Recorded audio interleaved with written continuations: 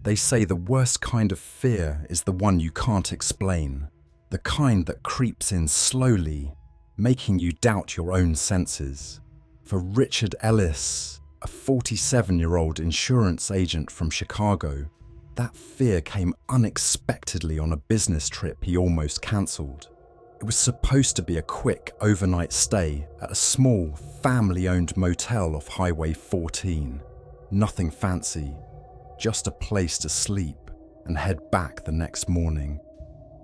From the moment he pulled into the parking lot, something felt off. The motel's neon sign flickered weakly, casting a sickly blue glow over the lot. The air was still, unnaturally so, and there were no other cars. Only one window had a dim light behind the curtains. Richard's stomach turned, but he shook off the feeling. "Just tired," he muttered, grabbing his briefcase and heading to the front desk. He told himself this was typical. Some small, family-run motels barely saw guests. Maybe the owners couldn't afford proper lighting. Still, as he walked up the cracked pavement, a strange tightness formed in his chest. He paused and scanned the lot again. Why did it feel like someone, or something, was watching him? The man at the reception was unsettling. Mid-60s, pale, with sunken eyes that barely blinked. His name tag read Arthur. His voice was low, almost a whisper. "You're lucky, sir. Only one room left. Room 9. Richard forced a polite smile.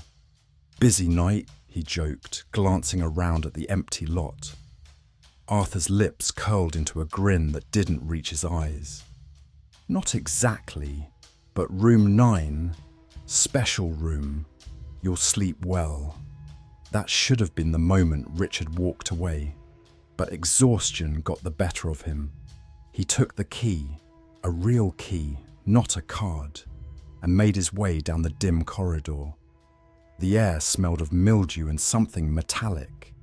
The hallway light buzzed above him, flickering. Halfway down, he thought he heard a faint giggle, a child's laugh, echo from somewhere behind a door. He stopped cold, but when he listened harder, it was gone. He chuckled nervously. "Hearing things already," he whispered. The door creaked as he pushed it open. The room was simple, too simple. A single bed, a wooden dresser, a small TV, and a dusty armchair. The wallpaper was peeling at the edges, and a faint smell of rot lingered. Yet, despite everything, Richard felt a strange pull to stay, as if leaving wasn't really an option anymore. With a heavy sigh, he sat on the bed, placing his briefcase beside him. "One night," he whispered to himself. "Just get through one night." Hours passed slowly. The silence was suffocating. Every sound Richard made seemed too loud.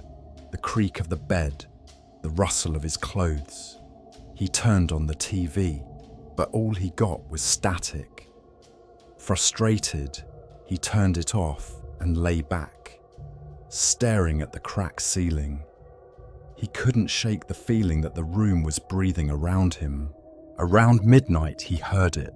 A faint knock, soft, almost polite. He sat up, heart pounding. Who the hell would knock at this hour? "Hello?" he called, voice shaky. Another knock, a bit louder. Richard hesitated, then stood and approached the door. Through the peephole, there was nothing but darkness. No figure, no movement. Swallowing hard, he opened the door slowly. Empty. The hallway was deserted.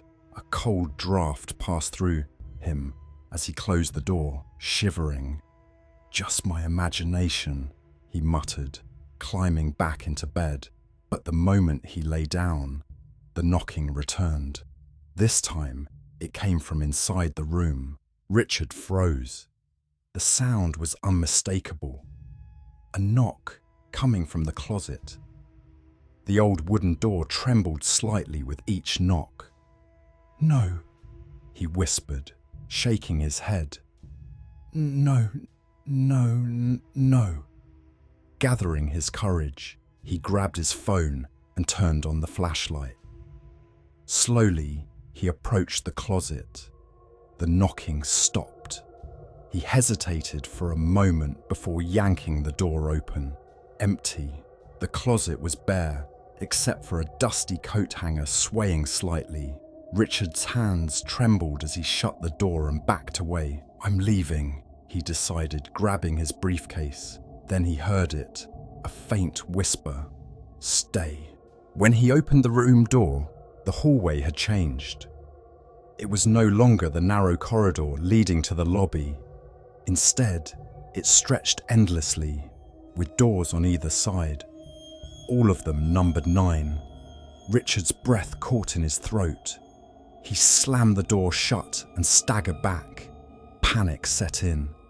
"This isn't happening. It's a dream. Wake up. Wake up." His phone had no signal. The screen flickered and died. Desperate, he tried the window, but it wouldn't budge. Outside, there was nothing but darkness. No trees, no parking lot, just an endless void. Then from the corner of his eye, he saw movement. A pale hand retreating into the shadows. He spun around, but there was nothing. The whispers began. Soft at first, then louder. Voices, dozens of them, all around him. "Stay, stay, stay." Richard covered his ears, screaming, "What do you want?" The whispers grew silent. Then Arthur's voice echoed from nowhere. "You're home now, Mr. Ellis." Richard fell to his knees, tears streaming down his face. The room seemed to close in on him, the walls breathing, pulsing. Shadows moved on their own, creeping closer. Faces appeared in the peeling wallpaper, screaming, crying, pleading. With the last ounce of strength, Richard hurled the chair at the window. The glass shattered, but there was no outside, only darkness. The chair vanished into it, swallowed whole. And then he saw them, figures emerging from the shadows, pale, hollow-eyed, just like Arthur, former guests. Their mouths moved, but no sound came out. They pointed at him, accusing, damning. A child stood among them, the same laugh he heard earlier, now a soft, mocking giggle. Richard screamed until his voice broke. He clawed at the walls, trying to escape, but there was nowhere to go. When the motel maid entered room 9 the next morning, it was empty. No sign of Richard. Only his briefcase remained, resting neatly on the bed. The room smelled faintly of mildew and something metallic. Arthur stood at the end of the hall, smiling. "Room 9 is ready for the next guest," he whispered.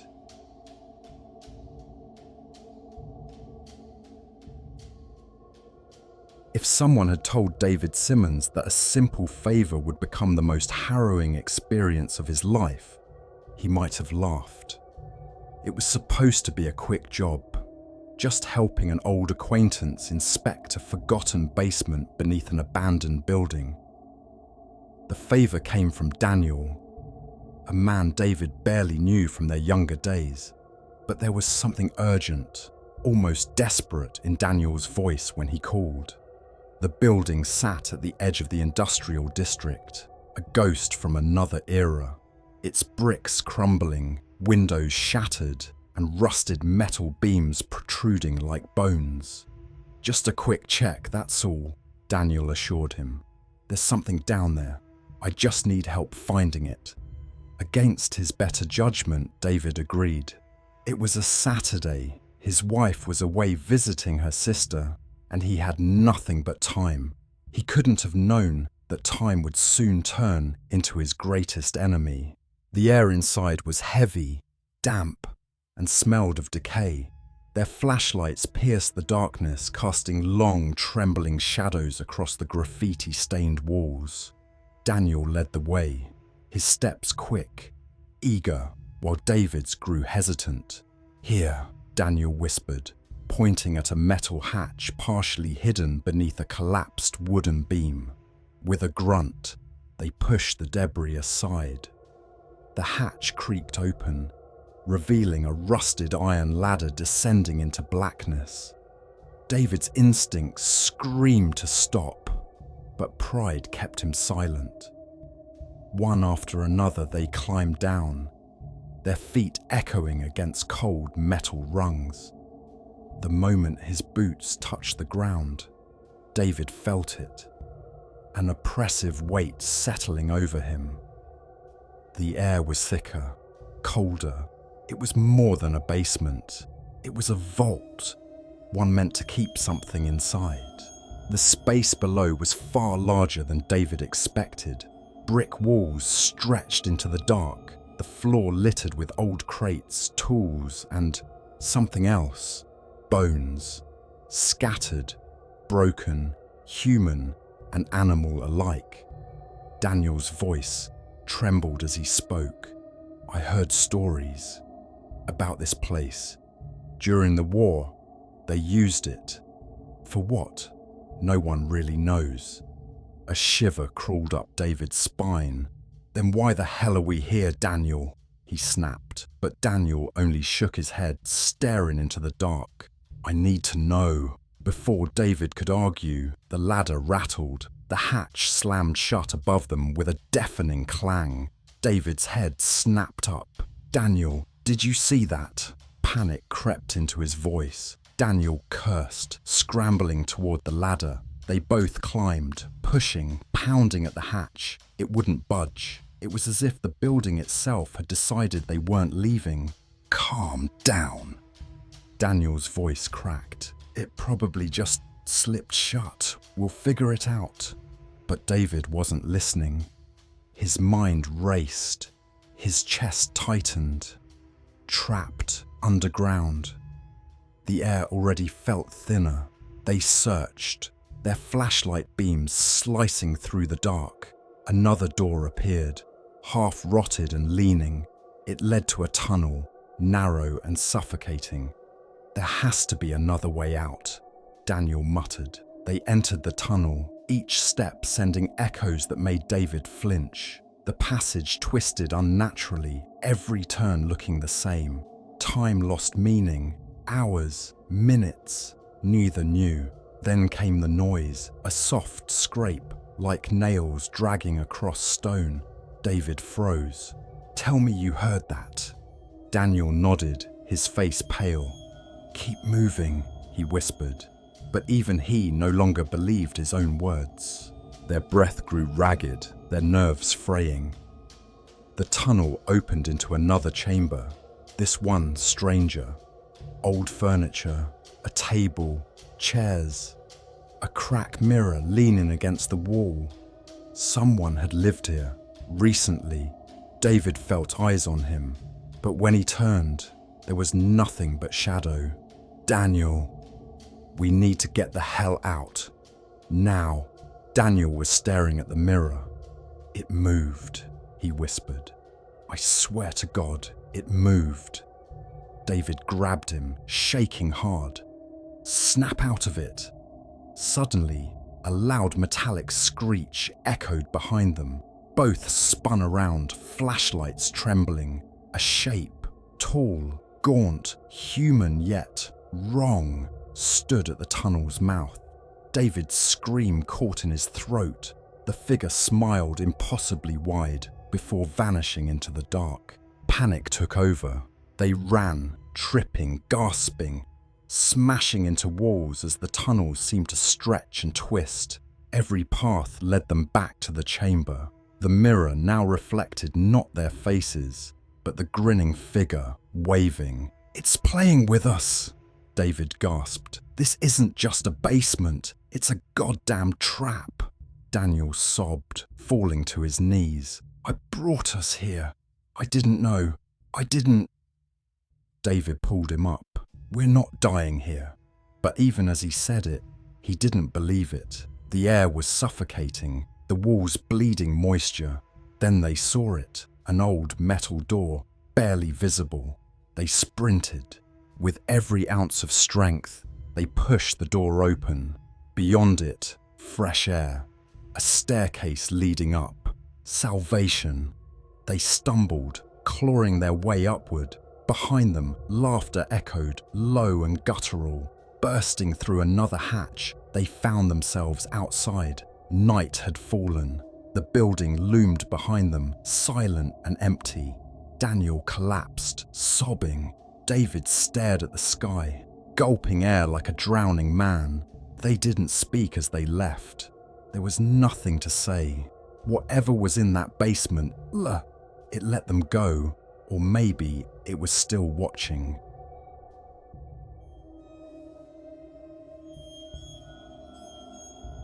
It started with a favor, a simple favor, one of those you agree to without thinking twice because really, what could possibly go wrong? David had just turned 47, a quiet, reserved man, recently divorced, trying to rebuild a life that felt foreign now, when his old friend Tom called, asking him to check on a property he inherited, a decrepit storage building on the edge of the industrial district. David reluctantly agreed. It was just for an hour, Tom insisted, a quick walkthrough to make sure the place was still standing. Tom was out of town, and David had nothing better to do. The building sat in a forgotten corner of the city, surrounded by rusted fences and crumbling factories. The sky that morning was grey, heavy with clouds, as if the weather itself wanted to warn him. David parked his car, glanced around uneasily, and muttered, "Let's get this over with." The metal door screeched open with effort. Inside, the air smelled of dust, oil, and something faintly metallic. Rows of old storage units lined the walls, their metal shutters warped and rusted. The place was vast, darker than it looked from the outside, and eerily silent. David walked through the echoing hall, his footsteps unsettlingly loud.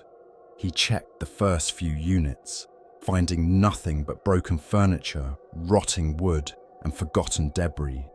As he moved deeper, he felt a chill crawling up his spine. His breath became visible despite the season. "What the hell?" he whispered, glancing around. In the corner, he found a large unit, its door newer than the others, recently replaced. Curiosity took over. He approached, yanked the rolling door and peeked inside. Nothing, just darkness. Then, the door suddenly slid down behind him, crashing shut with a deafening bang. David's heart slammed against his chest. He spun around, clawing at the door, but it wouldn't budge. Panic rose quickly, irrational and suffocating. "Hello? Anyone out there?" he shouted, his voice echoing through the empty building. Nothing. He fumbled for his phone. No signal. "Of course," he muttered bitterly. Forcing himself to breathe, David examined the unit. It was larger than expected, almost like a small apartment but stripped of anything human. The walls were concrete, smooth and cold.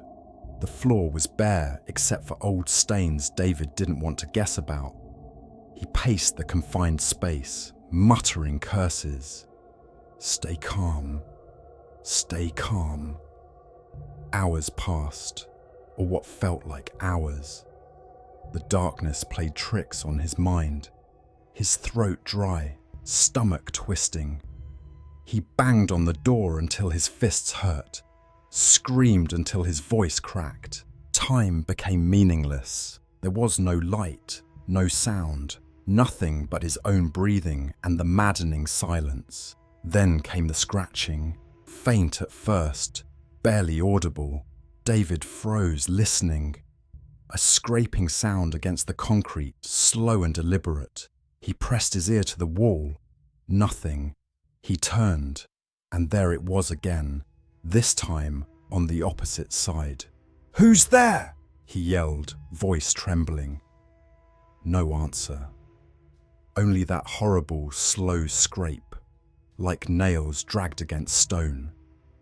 Suddenly, the air felt heavier. David backed into a corner, every muscle tense.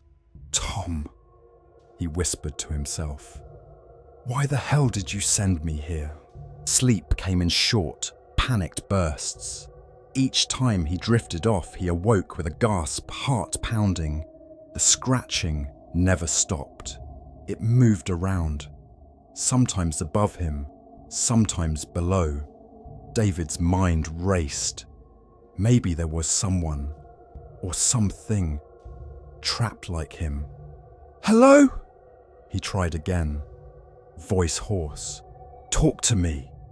A low voice answered this time, barely a whisper. "You're not alone." David's eyes widened. "Who are you?" No reply, just the sound of breathing, slow and shallow, so close he could feel it. But when he lunged forward, there was nothing, only cold concrete. Hunger gnawed at him. His throat was raw. Desperation made him think insane thoughts, licking the damp stains on the floor, clawing at the walls until his nails tore. The voice returned, closer. "We all came here, once. They locked us in. No one leaves."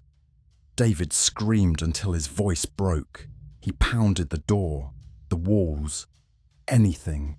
Then he heard something that made his blood turn ice. A laugh, low, mocking, not from the voice, but from somewhere above. His sanity slipped with every second. He saw faces in the concrete, eyes in the dark, memories flashed. His ex-wife's cold stare, his daughter's disappointed face, every failure, every regret.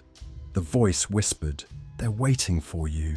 David laughed then, a hollow, broken sound.